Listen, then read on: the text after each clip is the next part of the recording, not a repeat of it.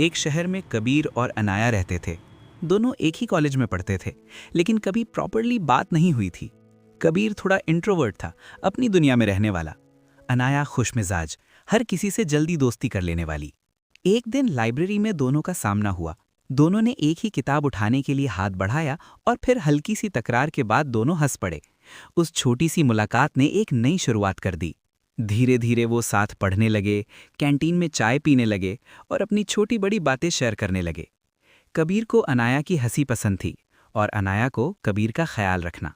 समय के साथ कबीर को एहसास हुआ कि वो अनाया से प्यार करने लगा है, लेकिन उसे डर था कहीं अनाया मना ना कर दे और सब कुछ खत्म ना हो जाए। एक शाम बारिश हो रही थी। दोनों बस स्टॉप पर खड़े थे।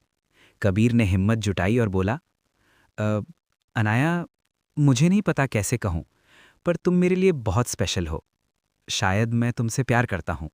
अनाया कुछ पल चुप रही। बारिश की बूंदें जमीन पर गिर रही थीं। फिर उसने कबीर की तरफ देखा और मुस्कुरा कर कहा, "मुझे लगा तुम कभी नहीं कहोगे, मैं भी तुमसे प्यार करती हूँ।" उस बारिश के दिन उनकी जिंदगी बदल गई। अब वो सिर्फ दोस्त नहीं, एक दूसरे का सहारा बन गए। जिंदगी में चैलेंजेस आए, करियर, डिस्टेंस, फैमिली, बट उनका प्यार हर मुश्किल से स्ट्रांग होता गया।